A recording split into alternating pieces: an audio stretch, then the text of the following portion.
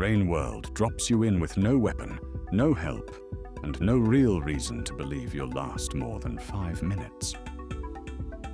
Everything here eats, hunts, and remembers. You're not a threat. You're merely a one step above bait. You learn fast, or you don't. The game doesn't care. It rains, resets, and keeps moving.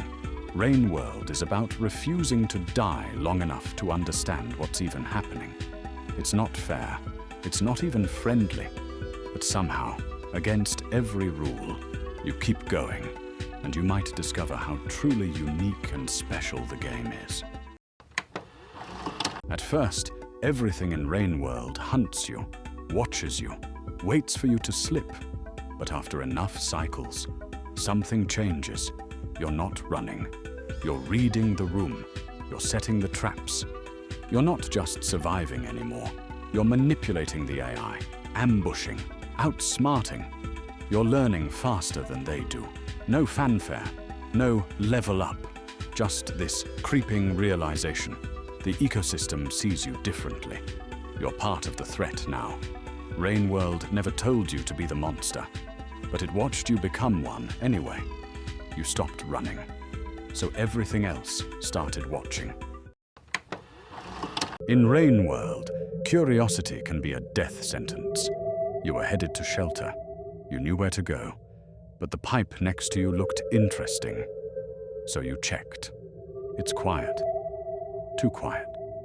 That's when you feel it. Something just shifted. Something knows you're here, and now you're lost. The rain's coming. The map's unfamiliar. You're surrounded, and it's already too late to turn back. Curiosity in Rain World doesn't just kill you, it kills your rhythm, your momentum, your false sense of control. Every detour teaches you something. Usually, don't take detours. But let's be honest, you're gonna check the pipe anyway. The drainage system isn't the hardest region in Rain World, but it's where most people quit. Not because it's unfair, because it's confusing, suffocating, like the walls are trying to close in. You don't die fast, you just wear down. The map stops making sense. Every room blurs together. You're not exploring, you're looping. The drainage system doesn't just trap your body. It wears down your sense of direction, then your urgency, then your hope. You start blaming the game, then the map, then yourself, until you finally sit there and ask, why am I still trying? The drainage system isn't a test of skill. It's a test of patience, of memory, of whether you still care enough to keep going. If you survived the drainage system, you just might get to see the end. This is where the game stops holding back. If you came through the drainage system, you're already tired. Chimney Canopy doesn't care. It only gets worse from here. Narrow poles, long falls. One slip and the last 10 minutes are gone. And it's not just the climb. The vultures here don't roam randomly. They wait. They know your route. They know the shelter you're aiming for. And they know you have no real way around them. You'll die to falls, to ambushes, to fatigue. Chimney Canopy breaks you until you get better. Survive long enough, and you'll find the path forward. But nothing about it feels like a victory.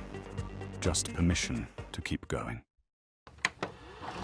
Rain World isn't built for kindness, but sometimes something hesitates. A creature that should have killed you doesn't. It pauses, it watches, like it recognizes something. You offer a pearl. You don't run, and for once, the world doesn't punish you for it. No music swells, no game mechanic lights up, but you feel it, that brief alignment, like maybe, just maybe, you're not alone. It doesn't last, it never does, but in a game built on survival, that one moment of trust feels louder than anything else. Rain World doesn't reward you for empathy, but it doesn't always punish you either. And in this world, that's enough to feel like hope.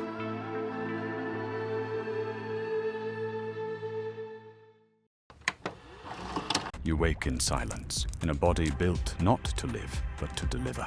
You are the Spearmaster. You don't find spears. You grow spears, grown from your own flesh, ripped from your back one by one. You don't eat like the others. You feed by striking.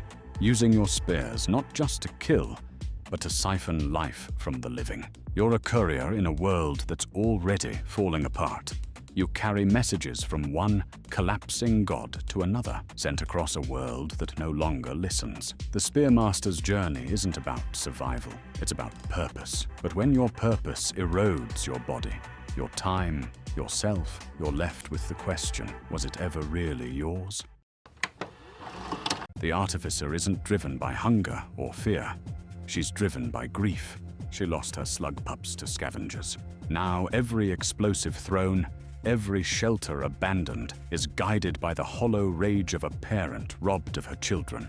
Her weapons burn brighter, fueled by vengeance. Grenades and fire are no longer survival tools, but bitter instruments of retribution. Scavengers recognize this vendetta. They scatter or fight with desperate fear, sensing the relentless fury of a predator who hunts for pain, not hunger. As Artificer, Rain World offers no peace, only destruction. And yet revenge changes nothing, leaving behind emptiness deeper than any hunger. Rivulet doesn't follow the same physical limits as other Slugcats. You move faster, jump farther, and underwater, you don't panic, you stay calm, efficient. You were made for this. Flooded tunnels that would drown another Slugcat, you pass through without slowing down. But it's not an advantage, it's a requirement. Rain comes earlier now. Cycles are shorter than normal. This necessitates careful planning and a deeper understanding of the ecosystem to ensure survival. You adapt eventually, but no adaptation changes the fact there might be nothing left to survive for. This is what it looks like when a god breaks down, and you're trapped inside it. You're trespassing in something sacred and sick, a being built to solve death and slowly choking on the effort. It tells you it's dying, not like a creature, like an idea. A failure so vast it echoes. Rain World isn't just survival. Sometimes it's witnessing something far bigger than you, forgetting what life even was. And when you leave, nothing chases you, but something follows, asking, what happens when even gods give up?